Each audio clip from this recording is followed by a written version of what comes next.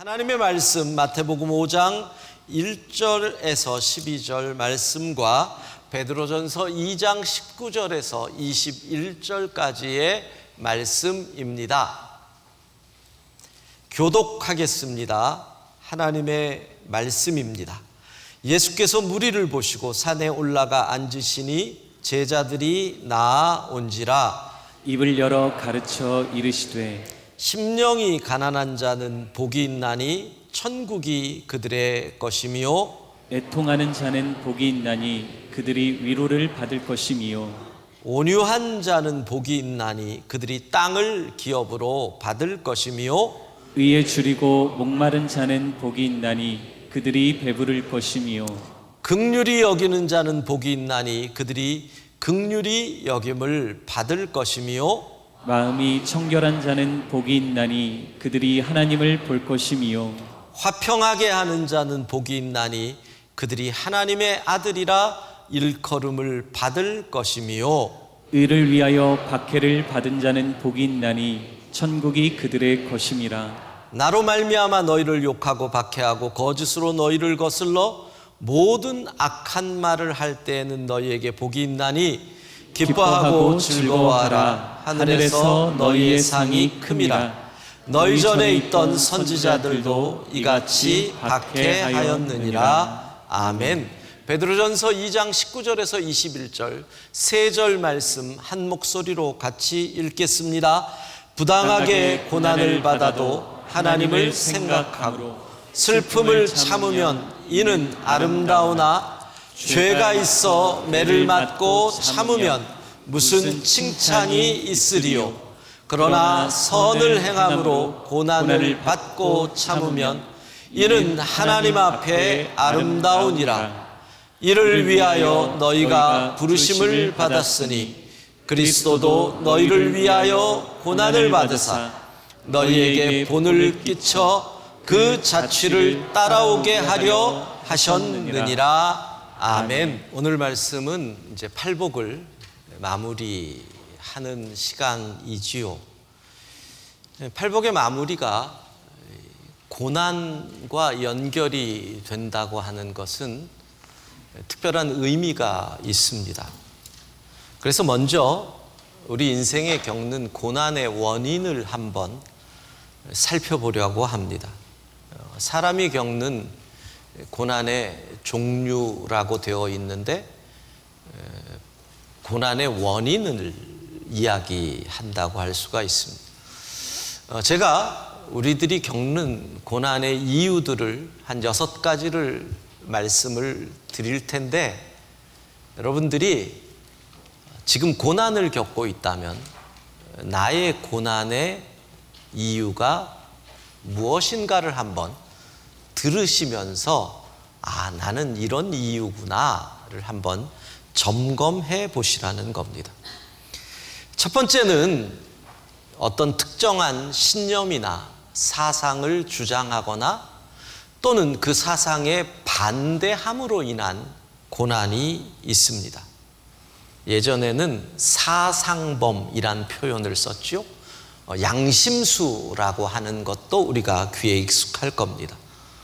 만약에 북한에서 민주주의를 말하면 그 사람 큰일 나죠. 요즘 조금 우리는 덜해졌지만 이 땅에서 공산주의를 주장해도 그렇게 쉽지는 않은 것처럼 자신의 신념이나 사상이나 또는 내가 주장하는 이데올로기로 인해서 어떤 어려움을 겪는 고난, 이게 첫 번째 고난의 원인이라고 할 수가 있습니다. 여기 그런 분은 없으시죠?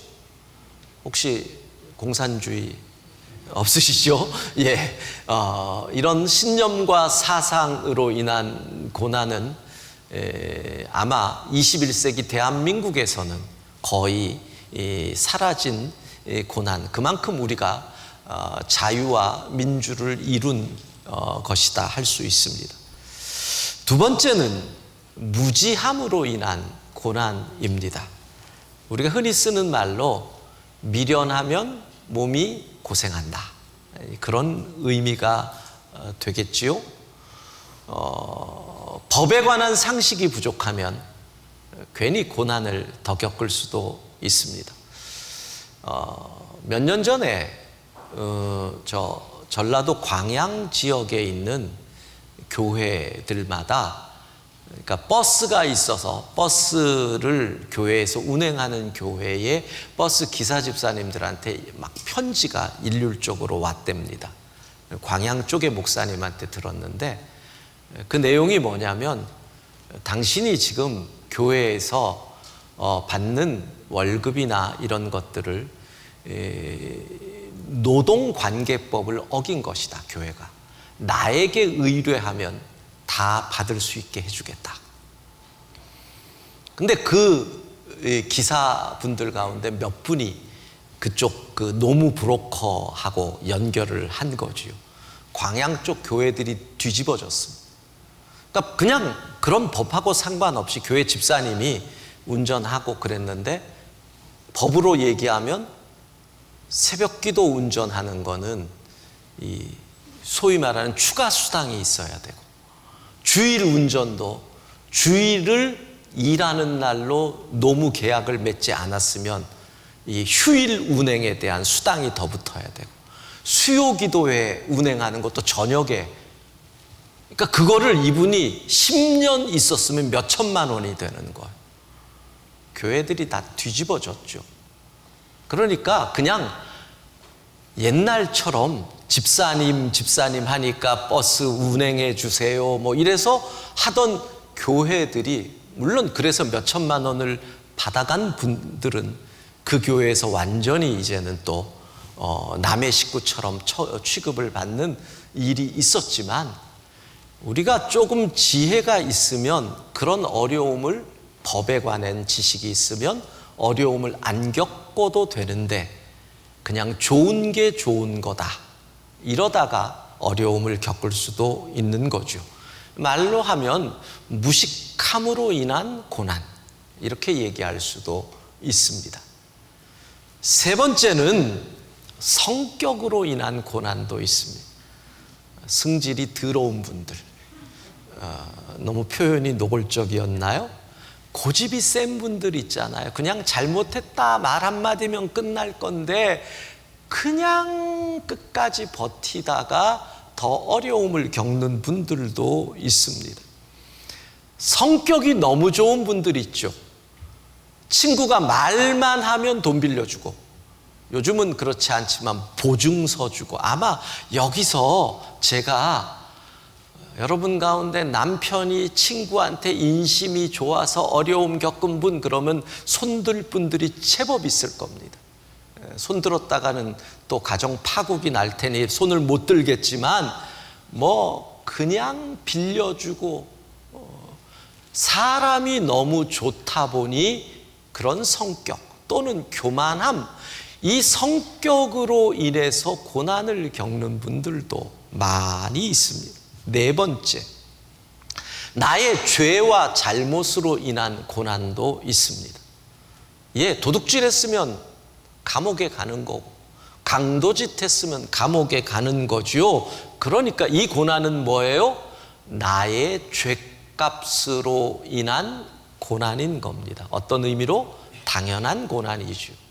자, 다섯 번째, 이 고난이 조금 애매합니다. 그래서 이름도 애매한 고난. 왜냐? 이웃집에서 불이 났는데 그 불이 우리 집으로 옮겨왔습니다. 우리가 불 낸 거 아닌데 우리가 피해를 입었습니다. 애매합니다. 운전을 잘하려고 가는데 옆에 있던 차가 졸다가 내 차를 들이받아서 전복이 됩니다. 이런 이유를 알 수 없는 고난, 내가 잘못한 것도 없는데 이런 고난이 우리를 상당히 혼란으로 이끌어 갑니다. 그런 분들이 제법 있더라고요. 정말 오랫동안 준비하고 돈 모으고 찾다가 올해 2월에 식당을 개업한 거예요. 근데 코로나가 와서 한 달 만에 문을 닫았어요. 그런 분들이 계셔요. 그러니까 그 식당을 빌리고 인테리어하고 돈을 대출하고 한 달 만에, 그러면 애매한 고난이에요. 물론 코로나19의 근원으로 따져서 인간의 탐욕, 자연을 향한 인간의 탐욕, 이렇게 원인을 찾을 수 있지만 사실 그거는 너무너무 먼 얘기잖아요. 내가 뭘 잘못했길래 이런 질문이 나오는 애매한 고난이 있어요.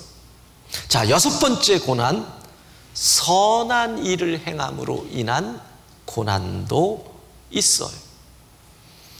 그냥 이렇게 생각하시면 돼요. 물에 빠진 사람을 구해줬더니 뭐를 내놔라? 보따리를 내놔라. 얼마나 선한 일이에요.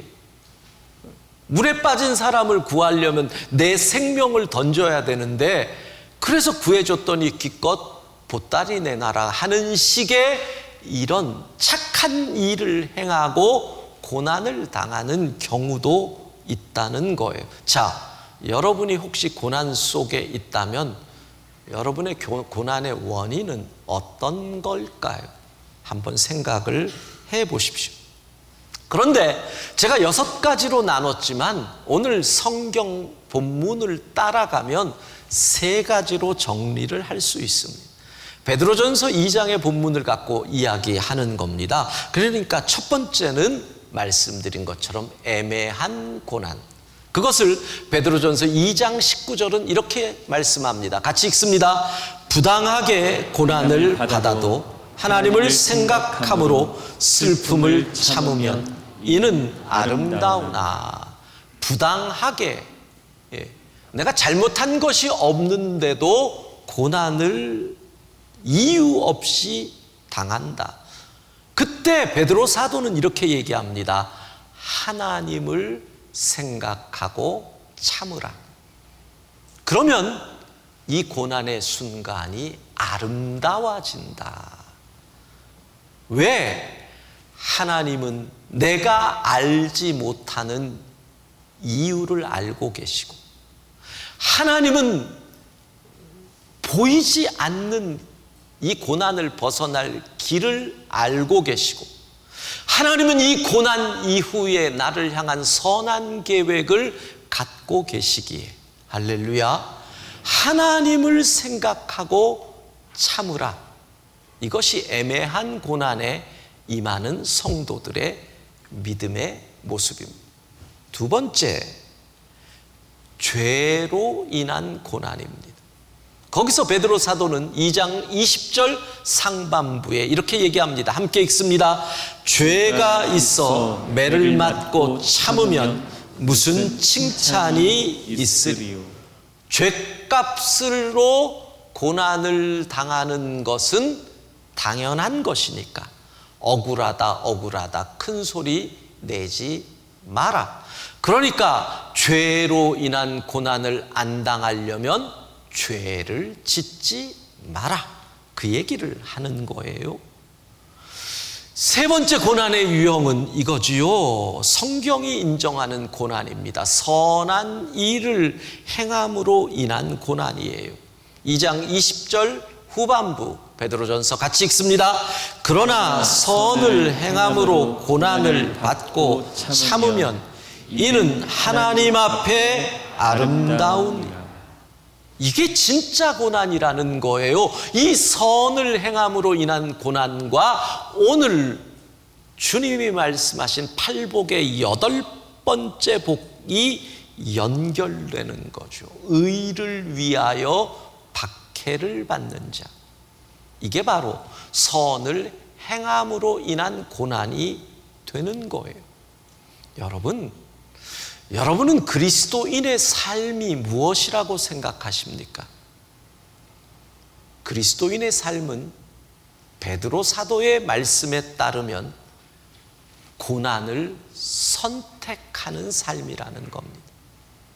조금 처절한가요? 따라해 봅시다. 고난을 선택하는 삶. 고난을 선택하는 삶. 예, 2장 21절이에요. 베드로전서 같이 읽습니다. 이를 위하여 너희가 부르심을 받았으니. 자, 여기까지. 이를 위하여가 뭐예요? 선을 행함으로 고난을 받는 것. 이것 때문에 너희가 부르심을 받았대요. 그 다음 그리스도, 시작. 그리스도도 너희를 위하여 고난을 받으사 너희에게 본을 끼쳐 그 자취를 따라오게 하셨느니라. 아멘.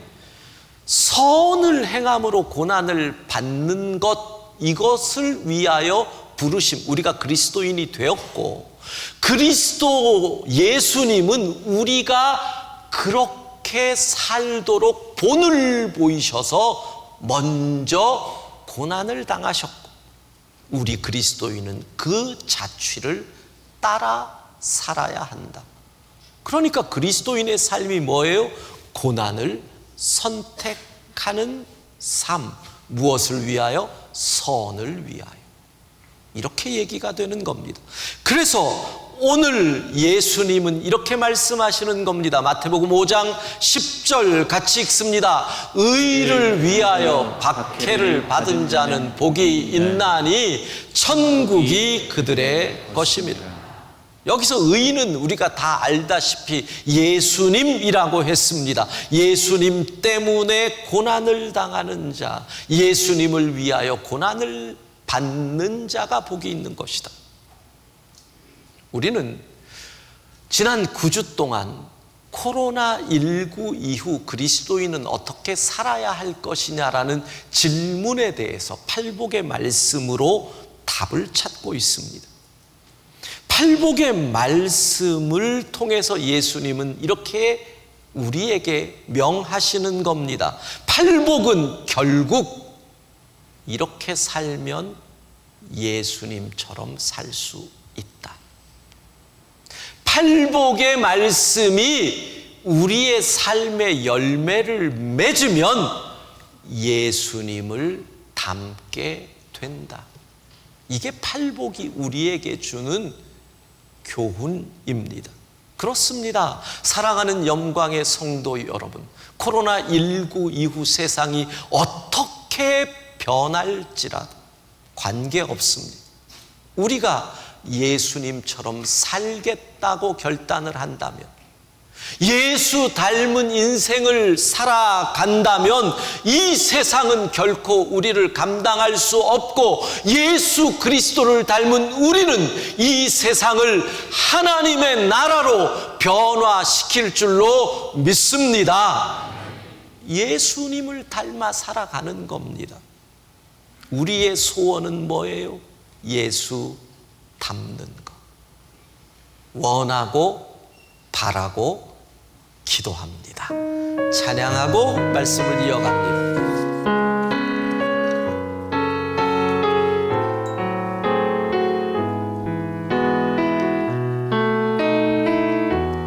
이 세상을 살아가는 동안에, 이 세상을 살아가는 동안에 나의 힘을 의지할 수 없으니,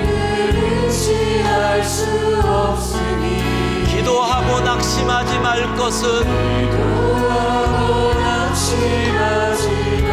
주께서 참 소망이 되심이라.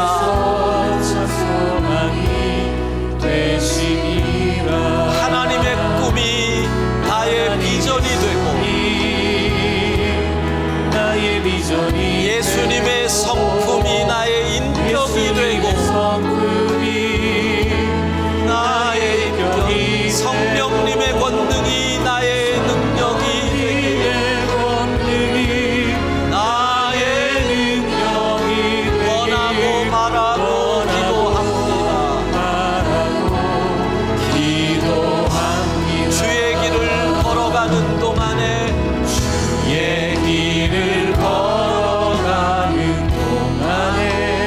세상의 것 의지할 수 없으니, 감사하고 낙심하지 말 것은,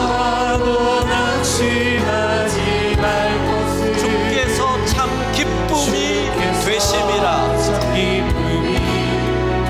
하나님의 꿈이 나의 비전이 되고, 오른손 들고 찬양합시다.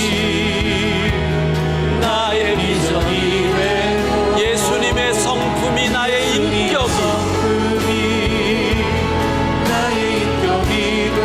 성령님의 권능이 나의 능력이 나의 능력이 원하고 바라고 하나님의 꿈이 나의 비전이 나의 비전이 되고 예수님의 성품이 나의 인격이 성령님의 권능이 나의 능력이 되기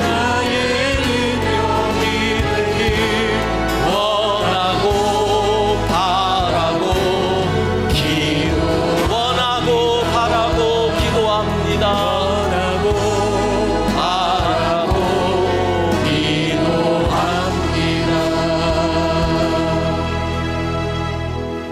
예수님의 성품이 우리의 인격이 되기를 원하고 바라고 기도합니다.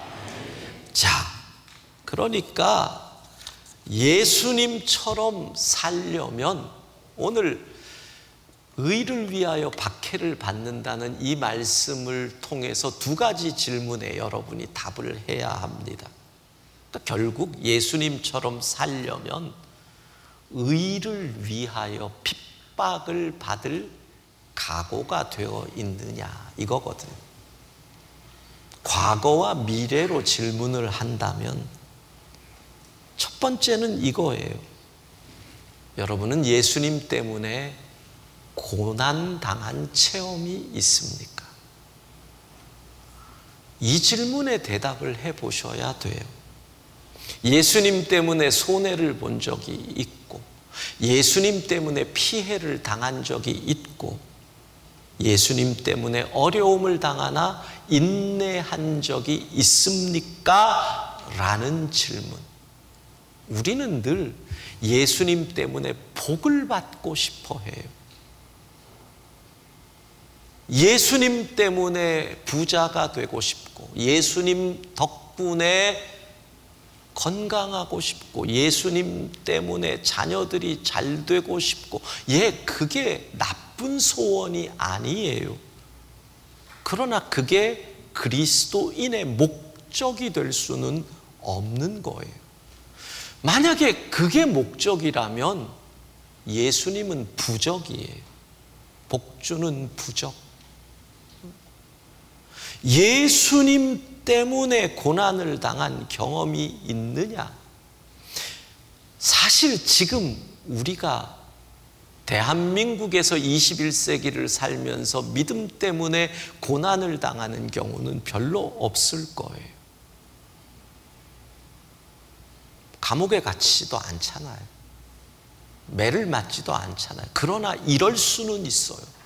여러분이 예수님 때문에 정말 용서하기 어려운 사람, 생각만 해도 이가 갈리는 사람, 밤에 자다가도 그 사람만 생각하면 막 혈압이 오르는 그 사람을 용서할 수 있느냐? 이게 예수님 때문에 당하는 고난이에요. 내가 용서한다 그러면 그 사람은 도리어 나를 향해서 까불 수도 있어요. 용서하기 싫어요. 그러나 예수님 때문에 이를 악물고 그를 품을 수 있는 그 아픔을 감내하는 것, 이게 예수님 때문에 당하는 이 시대에 아마 가장 현실적인 고난일 거예요. 다시 여러분에게 질문을 한다면 여러분은 예수님 때문에 당한 고난이 있습니까? 두 번째 질문은 예수님 때문에 이제부터라도 기꺼이 고난을 당할 각오가 되어 있습니까? 결국은 이거예요. 예수님 닮으려면, 예수님처럼 살려면 의를 위하여 박해를 받아야 되거든. 기꺼이 고난당할 각오. 왜 기꺼이라고 합니까? 주님이 말씀하시거든요. 마태복음 5장 12절 상반부 같이 읽습니다. 기뻐하고 즐거워하라. 하늘에서 너희의 상이 큼이라. 기뻐하고 즐거워하라. 무엇을? 의를 위하여 박해를 받는 것을. 기꺼이 예수님 때문에 고난을 받으라는 거예요. 기꺼이 그 일을 걸어가라는 거예요. 예수님 때문에 고난 받을 자격이 있는 것을 영광스럽게 생각하라는 이야기예요. 여러분, 예수님처럼 살기 위해 예수님처럼 고난을 받을 각오가 되어 있으신지요? 그게 팔복이 우리에게 주는 결론입니다. 이 땅에서 예수님처럼 살려면 너희가 예수님처럼 고난받을 각오가 있어야 하는데 그 각오가 있느냐? 베드로 사도는 이 고난에 관해서 이렇게 말씀합니다. 베드로전서 4장 15절 16절 같이 읽습니다. 너희 중에 누구든지 살인이나 도둑질이나 악행이나 남의 일을 간섭하는 자로 고난을 받지 말려니와 만일 그리스도인으로 고난을 받으면 부끄러워하지 말고 도리어 그 이름으로 하나님께 영광을 돌리라. 예, 그리스도인으로 고난을 받으면 부끄러워 말라 그러잖아요.